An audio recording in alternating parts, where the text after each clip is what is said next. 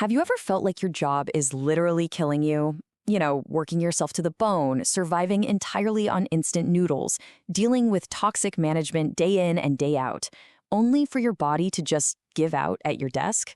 It's incredibly bleak, right? Well, today we're breaking down the wild, cinematic journey of Kazuya in this explainer. He's a guy who experiences that exact nightmare, only to wake up reincarnated in a brutally unforgiving fantasy world. But here's the kicker. What makes his story so fascinating isn't that he gets some overpowered magical abilities. Actually, he gets absolutely nothing. Zero magic. Instead, his highly tuned toxic corporate survival skills become his absolute greatest weapon.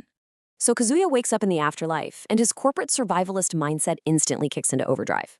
The goddess Omiru is there, and she doesn't exactly offer a warm welcome. She mocks him, physically kicks him in the face, and flat out tells him his only purpose is to be a disposable pawn for her new world. But Kazuya, he is completely done with middle management.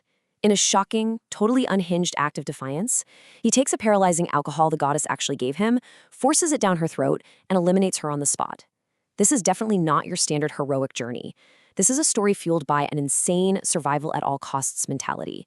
Which brings us right into Act 1, reincarnated as a loyal dog. And yeah, we mean that literally. Kazuya is dropped right onto the Caravel continent.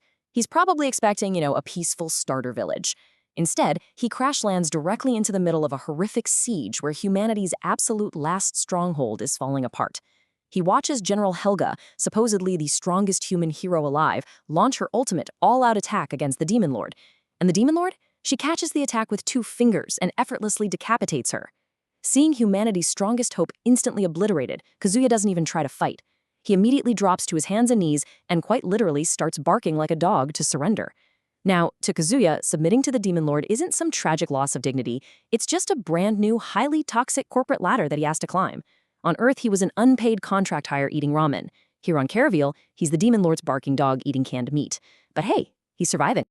And here is the crazy part. His aggressive bootlicking actually works. He outtrains the literal, actual military dogs by waking up earlier and following every single command with terrifying perfection. In just 45 days, the Demon Lord is so incredibly impressed by his unwavering loyalty that she promotes him to the captain of the tax department. I mean, the guy evolves from a stray pet to a high-ranking government official faster than human evolution itself. So welcome to Act 2, Climbing the Demonic Ladder. Office Politics, Demonic Edition. Stepping into his new desk job, Kazuya immediately runs into some intense workplace harassment. Meet Gruffino, an arrogant elf noble with a massive ego, receding bald patches, and a serious grudge, who wants Kazuya executed for taking the promotion he felt entitled to. But Kazuya is an absolute master of office warfare. He brilliantly leverages the Demon Lord's name to project this aura of untouchable authority. When Gruffino's guards actually attack him, Kazuya uses intense focus, literally dodging bullets like he's got observation hockey, and handles them easily. Then, when Gruffino pulls a gun, Kazuya simply howls. He calls in his old military dog comrades who still owe him their loyalty. But to really secure his ultimate dominance, Kazuya doesn't just physically defeat Gruffino, he beautifully rage baits him by shaving his head completely bald. It's ruthless, it's hilarious, and it permanently cements his power in the tax department. But let's pause for a second and remember the sheer, terrifying scale of the world around him. 100,000. That is the number of bloodthirsty demons surrounding Kazuya on this continent. He is a completely powerless human acting like a tyrant. He's walking a microscopic tightrope, and one single wrong move means instant, brutal death. And of course, that kind of flex has consequences. Act 3. The target on his back. Kazuya's rapid, highly controversial rise catches the attention of some very dangerous middle management. Enter Asura. He's a jealous, second-generation demon chief who absolutely despises the fact that a human is getting special treatment. To get the promotion he desperately wants, a seat as a king forger, the highest demonic rank, Asura hires a legendary assassin named Aim Grim, and Asura doesn't mess around. Using his demonic powers, he literally manipulates the architecture of the continent, rearranging massive buildings like Lego pieces just to isolate Kazuya's stronghold and send a massive human wave of assassins straight at him. Now, this is where we find the real emotional core of Kazuya's journey. He isn't totally alone. He's protected by FF1, this massive, genetically modified cyborg super soldier. As hundreds of assassins swarm them, FF1 takes horrific damage. Any normal, sane person would run, right? But Kazuya grabs a crowbar and flat out refuses to abandon his bodyguard. Seeing this, FF1 actually overrides his own safety protocols. He fires annihilation lasers that literally melt his own mechanical body just to act as a shield for Kazuya. This pushes the story right to the breaking point. Act 4, the assassin's true identity. Ramping the tension to the absolute maximum, the master assassin Aim Grim finally corners Kazuya and a completely broken FF1. In a horrifying display of power, this supposedly frail old man extends demonic vines, absorbing the life force of his very own top students to heal himself and grow these monstrous horns. Which begs the terrifying question, who on earth is this guy really? He clearly isn't just an old human martial arts teacher. And here is the massive mid-story twist. Aim Grim is actually Drax. He's a 350-year-old demonic king forger. Centuries ago, he was exiled and spent all of his time quietly infiltrating the human world. He became a respected teacher and purposefully corrupted the entire human hero system from the inside out, raising heroes to be intentionally weak or secretly stealing their magical powers, which is exactly what he did to Helga. He is the ultimate long-game puppet master. Things are looking insanely bleak, which brings us to Act 5, unleashing the past heroes for a desperate final stand. Surrounded, completely outmatched by Drax, and trapped at the bottom of a stone quarry cliff, Kazuya stumbles upon a bizarre cache of ancient hidden tablets buried deep in the rock. And these tablets reveal an absolutely wild prophecy. A century ago, humanity's strongest past hero, Raphael, used his future sight to orchestrate a massive master plan. Knowing Kazuya would end up in this exact quarry, Raphael buried ancient relics to force Kazuya into a corner, pushing him to use the dead goddess's latent power inside him to revive the ancient heroes of the past so they could fight the demons. But here's the catch. Raphael's prophecy demands that Kazuya sacrifice 30 years of his own lifespan to save humanity.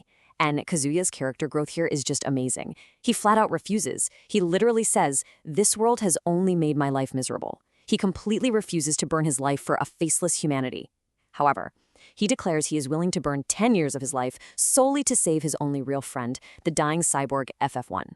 So the summoning sequence begins. Kazuya unleashes pure, unadulterated rage. He channels the dead goddess's energy, and the process literally physically tears his own body apart to harbor these immense ancient souls. He suddenly moves with such incredible divine speed and power that he brutally pummels the 350-year-old demon Drax straight through solid concrete and steel. He treats a legendary demon like a complete ragdoll. But handling that kind of power has a brutal cost.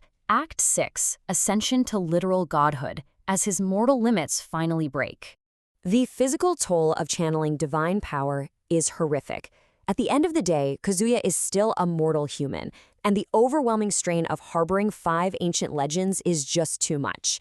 His mortal body finally fails him. It uncontrollably expands, acting as a literal vessel, before bursting open in a massive sea of blood as the 5 ancient heroes, including the legendary Raphael himself, are fully birthed into the world, instantly clashing with the arriving demonic king forgers in a battle that literally shatters the landscape. While his body dies down on Earth, his soul takes a massive journey. Kazuya arrives up in the divine realm at a place called the Cloud Fort. He confronts the divine eye, Antion, an angry, screaming ghost of the goddess he murdered back on day 1. But Kazuya doesn't cower. He owns his selfish choices. Because he accepts his true, ruthless nature, Antion subjects him to an agonizing process, forcefully swapping Kazuya's mortal soul with the ultimate, pure power of the dead goddess. To put this into perspective, 500. The Demon Lord has spent 500 years trying to conquer the heavens and become a god. But in mere weeks, our overworked corporate slave accidentally achieved what the ultimate villain couldn't. He gets the ultimate promotion to the true Dimension Manager, which sets the stage for an absolutely epic cliffhanger. Down in the mortal realm, the Demon Lord has cornered the newly revived hero Raphael and completely freezes time itself, ready to execute him and end humanity once and for all. But up in the divine realm, Kazuya wakes up, and he is infused with the ultimate power of a literal god. It's the ultimate setup, with time completely frozen on Earth, and our favorite, ruthless corporate slave just waking up with the cosmic powers of a deity. Who is going to survive this final clash?